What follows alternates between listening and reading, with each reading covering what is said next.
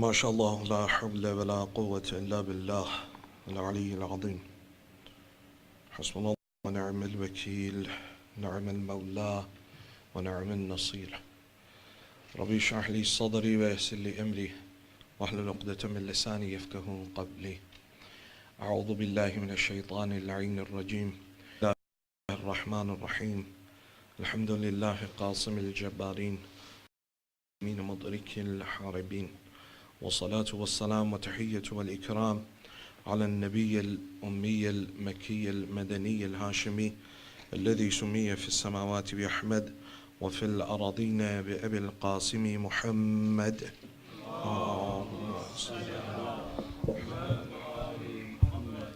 وعلى أهل بيته الطيبين الأطهرين سيما أولهم أمير المؤمنين وآخرهم بقية الله في الأراضين روحي وأرواح العالمين لتراب مقدمه الفداء ورحمة الله على محبيهم ومواليهم وشيعتهم أجمعين ولعنة الله على أعدائهم ملعونين. أما بعد, for the happiness of Hazrat Zahra Marziya, for the enlightenment of the graves of your marhumin, for the graves of the Shahadat, ulama and Siddiqeen, for the safety of the followers of Ahlul Bayt around the world, and for the safety and the hastening of the reappearance of Hazrat Baqiyatullah al-A'zam, Allahun al-Fida, please recite your loudest salawat.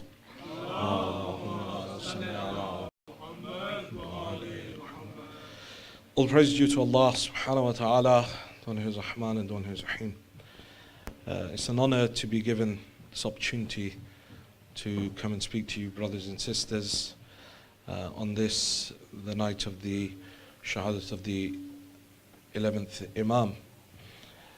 And I was thinking earlier in the week as to what is it that I can take from the life of the Imam. And those of you, I know many of you for many years, and I hope by now, inshallah, you are accustomed to my style of lecturing, and that is not too great a storyteller. Rather, I look for tangible lessons that one can take from the life of the Imams to be able to implement them and bring about a positive change within our lives. And as such, when we look at the life of the 11th Imam, there is huge lessons within it, especially for the youth. And as I said, let me just quantify who the youth are. At times people think, oh, youth, that means anyone below sort of 30, 31, 32, 35 at a stretch.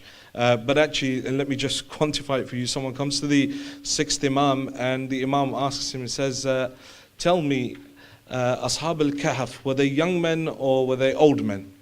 And the companion replies to the Imam, the Quran refers to them as young men. And so they must have been young men. So actually Ashab al-Kahf were old men. But because of their faith in Allah subhanahu wa ta'ala, Allah subhanahu wa ta'ala refers to them in the Holy Quran as young people. So regardless of whether or not we're over that 35-year mark, as long as we have that taqwa, as long as we have that God consciousness, we will forever be young.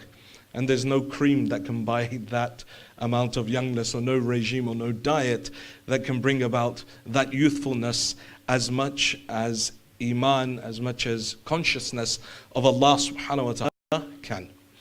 However, I said that the life of the Imam is hugely important and a great lesson for those that are youth.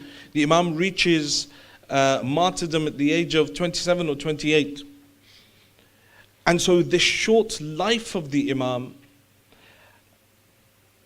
it is so profound that the parallels that can be drawn between the life of the Imam and us living now in this time, also in a country that is not al-Zahir Muslim and does not adhere to Islamic ideals.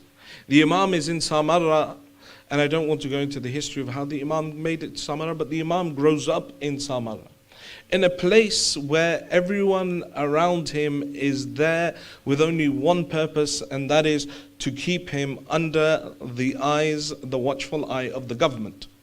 Samarra is a garrison town. The reason the Imam is referred to as Al-Askari is because Askar means a fort or a garrison.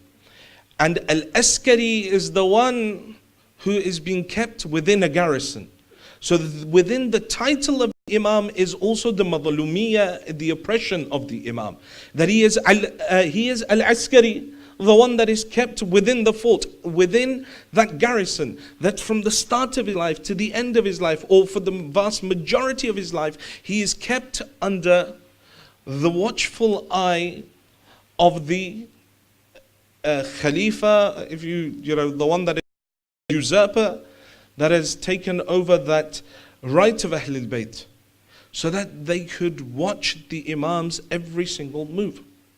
And when you look at the life of the Imam and you see what it is that he did, that even though he was surrounded by people that did not accept him, surrounded by people that were not even Muslim, many of the people that were there that were part of that garrison were not even Muslim. They were from far stretches of where the Islamic Empire had reached. And many of them had been brought into Samarra to live there, to form this garrison town. They had, not only did they have enmity towards the Imam, but they didn't have any Iman. They didn't have that faith. But yet still living amongst them, still being amongst that kufr, being amongst those enemies, they were still compelled to refer to him as Az-Zaki, the pure one. That they never ever saw anything from his life that the case that you have expelled me from your door, you have removed me from your servitude. These words cannot be said when I'm just conscious of God, but rather when I have that ma'rifah of Allah, an understanding of Allah. When أدخلتني النار أعلنت لها أني أحبك. Munajat Sha'baniyah. Even if you were to think into the depths of hell, I would call out, I still love you. I would tell the dwellers of hell that I still love you. That is when a person transcends consciousness and now enters the realm of ma'rifah of Allah, an understanding of God. Now when he understands Allah subhanahu wa ta'ala, he gains a knowledge of Allah. Now automatically that fear comes into his heart. That who am I? That with all my sins, with all my arrogance, with all the problems that I have, who am I to walk upon this earth? Who am I to consume from all that he has bestowed and not say alhamdulillah for it? I reach that level of ma'rifah, that level of understanding. And with that, the fear enters my heart. Because then, I'm like, maybe, just maybe, I'm not good enough. The believer lives between two states, khawf and raja, between fear and hope. There is not absolute fear, but at the same time, there is not absolute hope. Amir al-Mu'mineen says to Asbaq ibn Nubata, he goes to visit Asbaq, and the night comes and Asbaq says, Ya Amir al-Mu'mineen, stay the night. And so Amir al-Mu'mineen stays with Asbaq. In the morning, Amir al-Mu'mineen says, Asbaq, don't think that just because Ali has been your guest, that you are now saved. Or Amir al-Mu'mineen goes to visit Sa'sa ibn Sawhan while Sa'sa is ill. Says, Sa'sa, don't become arrogant, or don't think that your akhirah is sorted just because Ali has come to visit you while you're ill. Always there is hope, yes, but there is that element of fear as well in the heart of the believer. That yes, maybe I just haven't done enough. I need to push harder. And if I fall short, yes, Allah is merciful. There is the intercession of Ahlul Bayt. The Adil of Allah will turn to the Fadl of Allah on Yawm al-Qiyamah when Ahlul Bayt are brought into the equation. But I live between these two states. So I have the taqwa of Allah, the fear of God, after gaining an understanding of Him, a depth of knowledge of Him, understanding His characteristics, and then realizing, coming to that realization that every single thing in my life is because of Allah subhanahu wa ta'ala. ظلمت نفسي وتجرأت بجهلي وسكنت إلى قديم ذكري ومنك علي. He says, I've done dhulm upon myself. I've been audacious in my ignorance. But it is only because of your constant remembrance of me.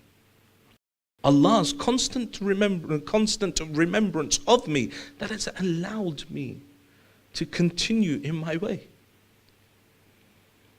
When I have that ma'rifah of Allah, then that fear sets into my heart. Because I realize He is so great. Who am I? Insignificant. Allah has everything. Then why have I got that arrogance? Why do I think that somehow, some way, God owes me a favor? So the first thing that the 11th Imam says to his Shi'as, says, I command you towards the taqwa of Allah. Command you to that fear of Allah, that consciousness of Allah. وَالْوَرَعِ فِي دِينِكُمْ. The second thing is to show, I command you to show abstinence in regards to the religion. Al-wara' is a level higher than taqwa. I become conscious of Allah, fearing Allah subhanahu wa ta'ala. But now, in order to get to the other level, I now have to start to abstain. A level of abstinence that I start moving away to some extent from the self, from the attachments that I have towards the world. And wara' is of 4 stages. At the initial stage, we have the first level, wara' ta'biri, where at this level it is but to abstain from haram. I just stay away from haram. And especially when we look at the hadith regarding the Imam time, the 6th Imam says that you see that those that are من سره أن يكون من أصحاب القائم فلينتظر وليعمل بالورع. They do a'mal at the level of wara'. They are abstaining from certain things while in their worship of Allah subhanahu wa ta'ala. So at the first level, it is that a person just abstains from haram. Simple. Doesn't do anything haram. Those things that are haram, just stays away from them. Moves away from it. Then as his levels progress, his confidence increases. Moves on to the second level. The level of wara'i salihin. At this level, the individual now not only abstains from that which is, but also abstains from that which is doubtful. Those things that he's not 100% sure, she's not 100% sure whether halal or not. Nah, it says gelatin. It's okay, I guess. Yeah? So if you don't know the origin of it, no problem. Yeah? And then, sometimes but someone said to me, no, I asked the company and they said it's pork or whatever. I said, no, I didn't hear that. It just says gelatin here. So it's doubtful. I'll go with it. At this level, at the second level, these are movements away from the dunya and closeness to Allah subhanahu wa ta'ala. We don't have time to go into the various levels of hijrah, the migrations towards Allah subhanahu wa ta'ala. But those of you that are interested, Allama Tehrani's book, Lub al-Lubab, Kernel of the Kernel, he explains these 14 stages very beautifully. And you can see within them how it is the various stages of Islam Asghar, Iman Akbar, and Islam A'zam, Iman A'zam. Like there's 14 stages that he explains, one after the other, Islam to Islam Akbar, to Islam A'zam, then Iman Akbar, to Iman, like this. And then one by one until you reach the migrations. And with each migration, a person moves away from a certain characteristic within themselves and certain things within the world. So in wara as well, in abstinence as well, the stages of it are the first, the person abstains from that which is haram. The second is that now those things that are doubtful, they begin to abstain from those. Abstain from conversations that may go towards, that one isn't sure whether it's ghiba or not. Someone's like justifying, yeah, it could be, it's not ghiba, it's fine because we all witness. To move away even from those doubtful things, those things that are makruh. They're neither, they're better to abstain from, but kind of like eating kidneys, as an example. So it's easier to give an example from food. I enjoy eating kidneys, but it's makruh, so I'm gonna, all different types of organs. Yeah? At this level of wara, the person, the believer begins to move away from these. Yeah? Those things that are doubtful, they now start to take a step away from them, further purifying their soul. Because all of this is to what end? It is that a person is ready to meet Allah subhanahu wa ta'ala. That they're meeting Allah with the purest of hearts, the cleanest of hearts. And only the pure will be able to recognize their Imam. The Imam is but the path towards Allah subhanahu wa ta'ala. The Imam is the vessel through which a person reaches Allah, but the aim is Allah subhanahu wa ta'ala. So they begin to abstain from that which is doubtful. On the third level, wara'i muttaqeen. At this level, the person begins to abstain from those things that are permissible, in the fear that it may lead to haram, and in order to be saved from the haram, they avoid those situations that are permissible. Different gatherings I go to, everyone's in hijab, but there might be a chance that my eye may wander. There may be a chance that a thought may come into my head. And so now I begin to abstain from those places. I know I've been invited to this wedding, but at the end, when the Maulana's gone, they're going to pull down the partitions. And then it's going to be a free-for-all. It happens. Maulana comes in, lights nikah, everyone's mashallah. And then wait for Maulana's Uber or taxi to go, or he's driven away. Right, okay, turn the music back on. And that sort of gathering, although the gathering itself is impermissible, but if there was, where the music and all of this and the hijab is being observed, and there is a possibility for the person to fall into haram, at this level of wara, at this level of abstinence, the person begins to avoid those things. They begin to avoid those gatherings of friends who, although good, may end up falling into ghibah, or may end up, doing some other haram. This is not 100% confirmed, but there's the possibility. And so the person now begins to avoid that sort of gathering. At the fourth level, wara'i sadiqeen, at this level, the person now begins to avoid everything that does not take them towards Allah subhanahu wa ta'ala. Avoids everything. Only goes to those places, only goes towards those things that will aid the person on their journey towards Allah subhanahu wa ta'ala. They associate only with those people that will aid them on their journey to Allah. They will only eat that much as is enough to aid them on the journey towards Allah. They will abstain from those things that will stop them from reaching Allah subhanahu wa ta'ala. Do you see this gradual progression that the person goes through? Staying away from that which is haram, then that which is doubtful, then that which is permissible but may lead a person towards haram, or allows the possibility, until they reach the final level of now everything that they do, everything in their life is geared towards the pleasure of their Lord, is geared towards achieving proximity to their Lord.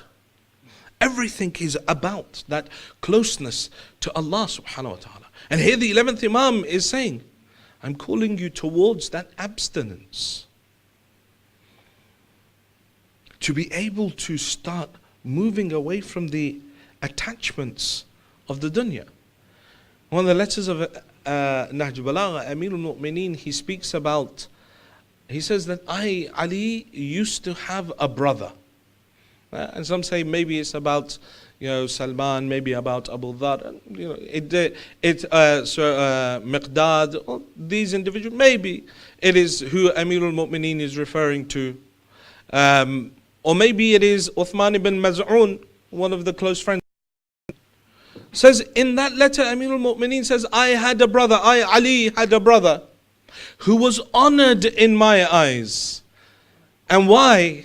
Why was he honored in the eyes of Amir al-Mu'mineen? And then he begins to list some 20 characteristics. He says, صِغَرَ الدُّنْيَا فِي عَيْنِهِ. One, because the dunya, he was aziz in the eyes of Ali. He had honor in the eyes of Ali because the dunya was insignificant in his eyes. وَخَارَجَ مِنْ سُلْطَانِ بَطْنِهِ. And he had removed himself from the sovereignty of his stomach. His stomach no longer controlled him. He didn't get into bad moods when he was hungry. He didn't get hangry. That's right. When I'm angry and I'm hungry and I'm hangry. But I'm hangry. I'm angry because I'm hungry. So he wasn't controlled by his stomach. He wasn't controlled by his food. No, he didn't aspire towards food. I mean, when he says the worth of a man is known by his ambition. This is the worth of a human being. When I say man, I mean, and women as well. I have to make that clear because in the US, they're ultra. If you don't make that distinction, people get really, I mean men and women together, everyone.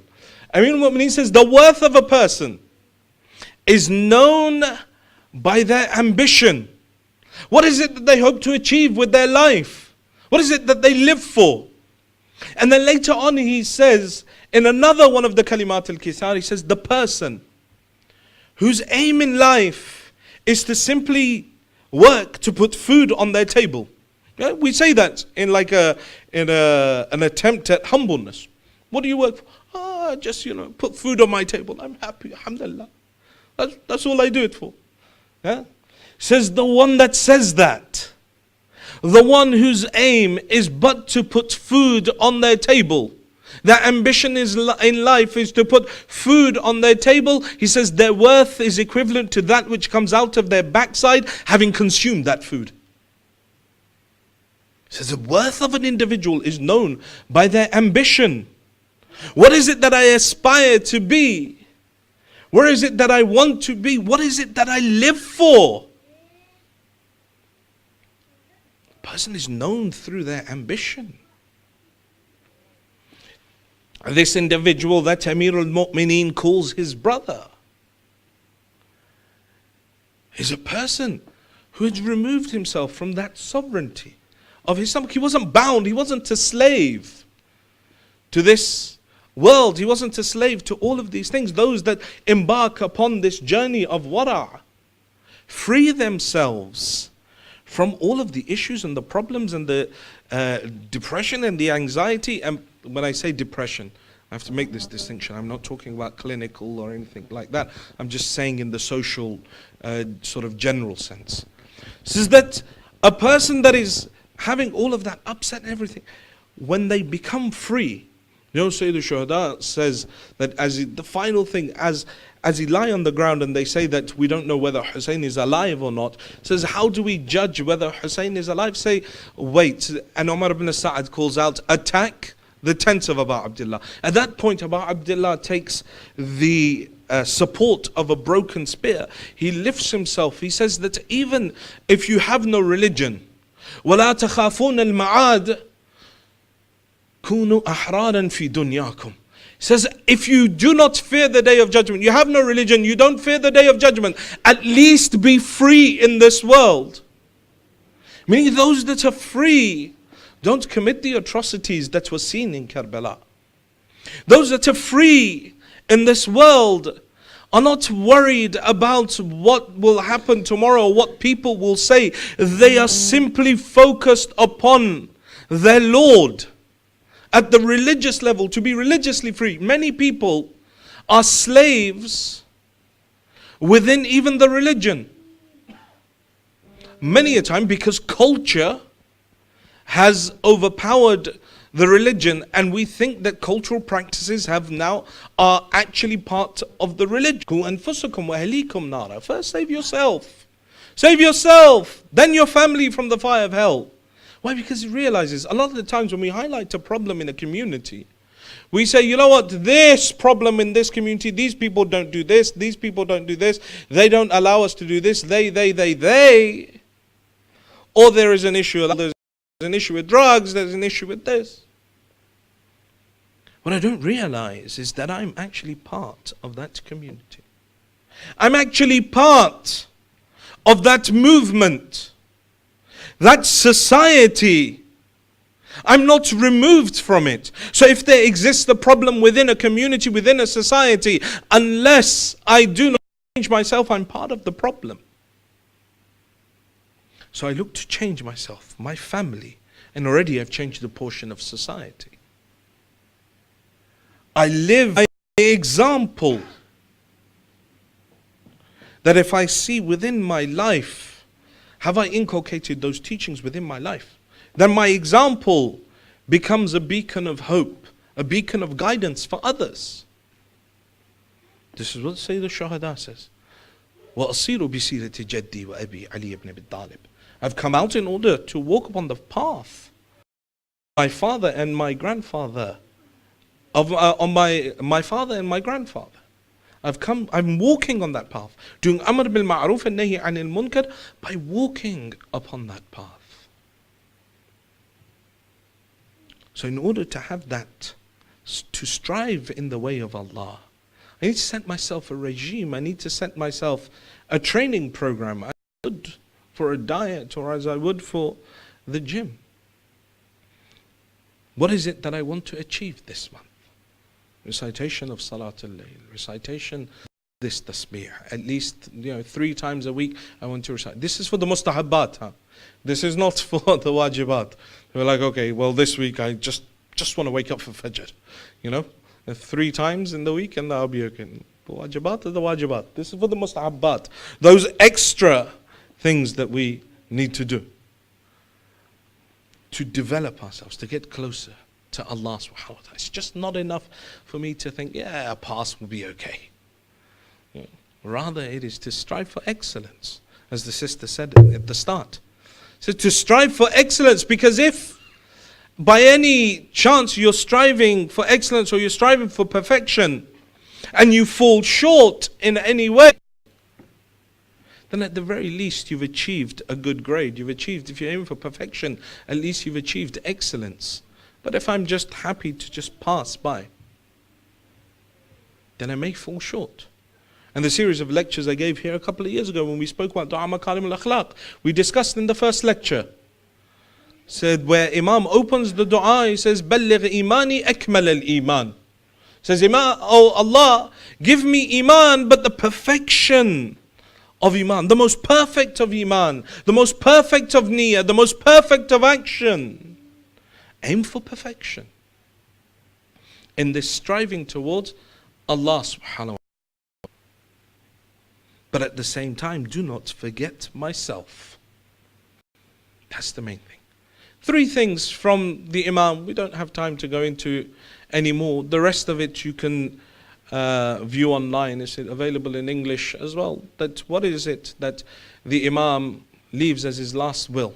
Because it's very interesting. Later on, the Imam will then begin to talk about interaction with other other Muslims, how he encourages us to go to their funerals, to be amongst them. All of these things, they're within this last will and testament of the 11th Imam. And it's pertinent because this is the last major thing that we have from the Imam before this period of the ghaibah begins. And that connection with the Hujjah of Allah in some way in comparatively becomes interrupted. So look at it. What is the last thing that the Imam is asking? What is it that the 11th Imam, knowing that the time of the ghaibah is beginning, knowing that this is how the people will have to live, where the Hujjah of Allah is away from them, that they're not able to access Him. And when we look at this letter with that mindset, that this is what the Imam wants me to do in the ghaibah of his son, then it will allow us to get closer to Allah subhanahu wa ta'ala. It will allow us to progress towards Allah and get much closer to the Imam of our time. And as we said at the start, it's the night of the Shahadat of the Imam. And tomorrow people will go back 2 months, 8 days. We've mourned for Abu Abdullah, mourned for the Holy Prophet, mourned for members of Ahlul Bayt, but tomorrow people will go back to their normal lives. But tomorrow is that day where your Imam will mourn. His father's death has just happened. Where your Imam shall mourn for his father. When the Khalifa realized that the Imam cannot be silenced, that even though he is in prison, that the only deal with him was to poison the Imam. A poison was sent to Imam Al-Askari. I was looking at the various poisons that were administered to Ahlul Bayt. They weren't all the same. The poison that was given to Amirul Mu'mineen had such an effect on Ali that it drained the color from Amirul Mu'mineen. When Asbaq ibn Nubata says that I went to visit Ali, I saw that the color of the skin of Ali had become yellow, and I could not tell the difference between that bandage that was tied around the head of Ali and the face of Ali. The poison that was given to Imam al-Hassan, a poison that made the Imam vomit parts of his internal organs. You hear in the musibah. The poisons that were given to Imam al-Sajjad, that were given to Imam al-Baqir, each of them had different effects. The poison that was given to the 6th Imam, it said it wasted away the muscles, leaving only the bones of the Imam that were to be seen. Poison given to the 7th Imam, we could not differentiate whether it was the cloth lying upon the ground or whether it was the body of Musa al-Kadhim. That was given to Imam al-Rada, that poison that the narrations say that when we gave him the poison, the servant of the Imam says that I counted the Imam come in and out, run in and out of his room no less than 50 times. With every time the Imam would run out into the open air and then come back towards his room, يَتَمَلْمَلُ تَمَلْمُلَ السَّلِيمِ, the Imam was writhing upon the ground like a man bitten by a venomous snake.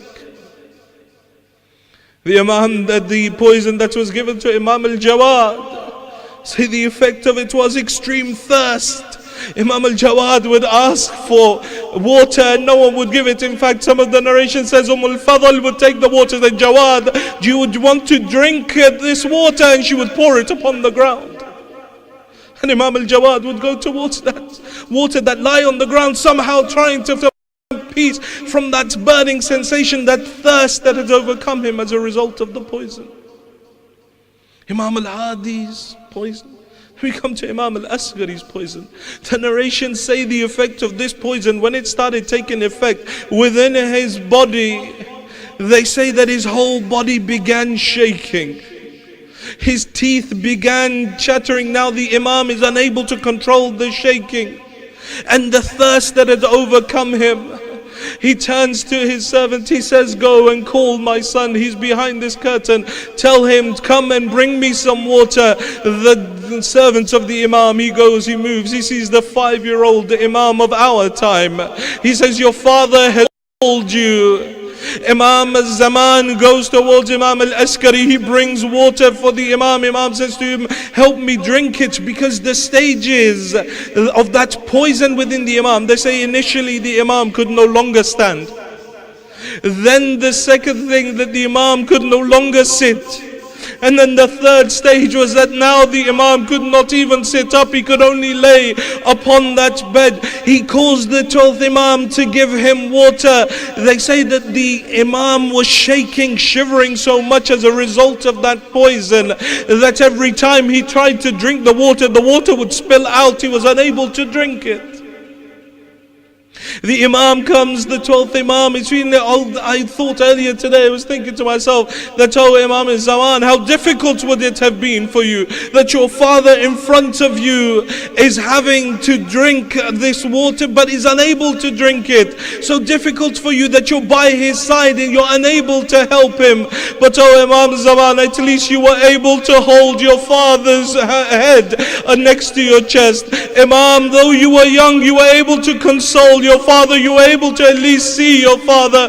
But Imam, come to Karbala and see how Abi Abdullah lies upon the plains of Karbala, Sajjad, unable to do anything. On the 11th of Muharram, when they begin to take the Imam as-Sajjad and the women through the wounded bodies, the headless bodies of Ahl al-Bayt, Sayyidah Zainab looks towards Imam as-Sajjad. It is as if the soul of Sajjad is leaving his body. She says to him, Sajjad, what is this state I find you in? He replies to her aunt Zainab, how can Sajjad stay alive when his father lies upon the plains of Karbala and I'm unable to do anything to bury my father?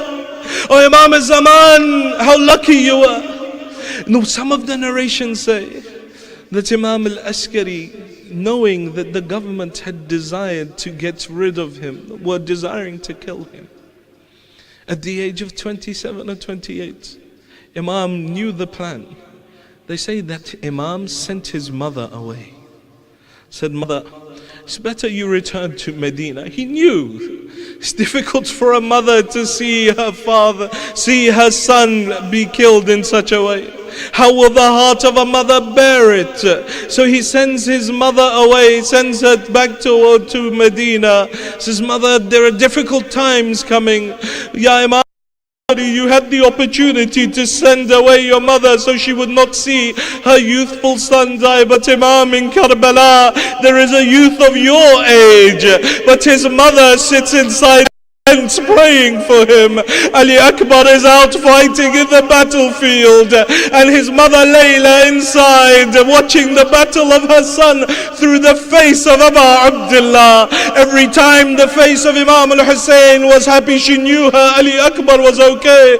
But when the face of Abi Abdullah became upset, she would ask, oh Abu Abdullah, is my son Ali okay? At one point Abu Abdullah turns towards her, says, Layla, do dua for your son Ali, for Allah never rejects the dua of a mother. Layla goes inside the tent, she raises her hands. إلهي بعطش أبي عبد الله، إلهي بغربة أبي عبد الله، يا راد يوسف إلى يعقوب، يا راد موسى إلى أمه، أردد إلي ولدي علي. Oh Allah, for the sake of the thirst of Abu Abdullah, oh Allah, for the sake of the loneliness of Abu Abdullah, oh the one that returned Yusuf back to Yaqub, oh the one that returned Musa back to his mother, return my son Ali back to me.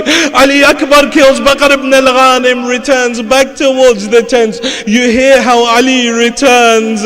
You hear how Ali returns. towards his father. Abi Abdullah, that sight of a father looking towards his son returning, he opens his mouth, addresses his father, Abata al-atash qad qatalani. Father, the thirst is killing me. وثقل الحديد قد أجهدني. Father, and the weight of the armor is taking the strength from my body. هل لي شربة الماء? Is there not a drop of water for Ali to drink? Hey, Abu Abdullah, unable to give Ali a drink, sends him towards his mother, says, Ali, go and bid farewell to your mother, be patient. Soon you will be drinking from that fountain from which after there is no thirst. Ali goes, he sees his mother. They say Layla fainted upon the ground. Ali takes the head of Layla within his lap. They say the tears or the blood from the head of Ali falls upon the face of his mother. She opens her eyes. Ahlan bika ya noora aini. Oh, welcome, oh the light of the eyes of Layla. He addresses her, says, Mother, what is this wailing? What is this crying? Mother, don't you look at all these other women that have given their children in the way of Abu Abdullah? Mother, don't you want to raise your head on Yawm al-Qiyamah in front of Fatima al-Zahra and say, Ya Zahra, I gave my son Ali for the sake of your son Hussein. She says to him, Ali, go. Ali Akbar rides out again. And you hear that he fights, he's surrounded, Ali falls to the ground. And Abu Abdullah, hearing the cry of Ali, Sakina narrates, she says, I saw when my brother Ali called out, it seemed as if the life was leaving my father's body. And my father ran in the opposite direction. I called out to him, Father, Ali called out from the battlefield, why is it that you run in the opposite direction? He cries out that since Ali fell, the light of the eyes of Hussein has gone. I don't know where I'm running. He makes his way towards the body of Ali Akbar. Some say that he crawled, others say he ran, he fell, others say he rode out upon his horse. However, he reached the body of Ali. This elderly father throws himself upon the youthful body of his son. A body of Ali unrecognizable. The Maqtal says, فَقَطَّعُوهُ إِرْبًا إِرْبًا. They had mutilated the body of Ali in such a state that Abu Abdullah now, he says he lays down with the body of his son Ali Akbar. وَضَعَ خَدَّهُ عَلَى خَدَّهُ. After wiping away the dust from the cheek of Ali, wiping away the blood from the teeth of Ali, Hussein places his cheek on the cheek of his son Ali. Oh Ali, may Allah curse that nation that killed you. عَلَى الدُّنْيَا بَعْدَكَ الْأَفَا. Oh Ali, what pleasure is there left in this dunya after you? لَقَدْ اسْتَرَحْتَ مِنْ هَمِّ الدُّنْيا وَغَمِّهَا وَأَبُوكَ وَحِيدًا فريدا. Ali, you have left this world and all its sorrows and anxieties behind, Ali. But Ali, you've left your father alone to face it.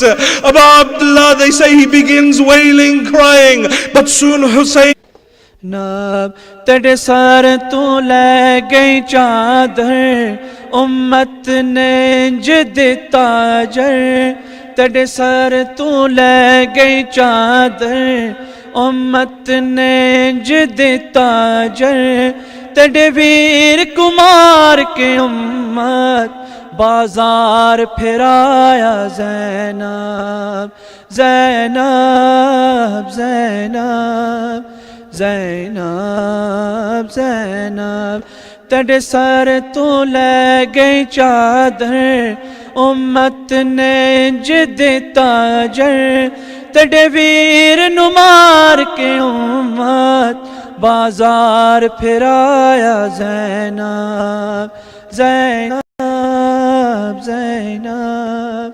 Zainab Zainab Zainab Zainab Zainab जबरदा sir से छिनी मैं सदा देती रही तू ना आया गाजी جب ردا سر سے چنی میں صدا دیتی رہی تو نہ آیا غازی آل عمران کہاں اور زیدان کہاں یہ بہن قید ہوئی تو نہ آیا غازی جب ردا سر سے چھنی میں صدا دیتی رہی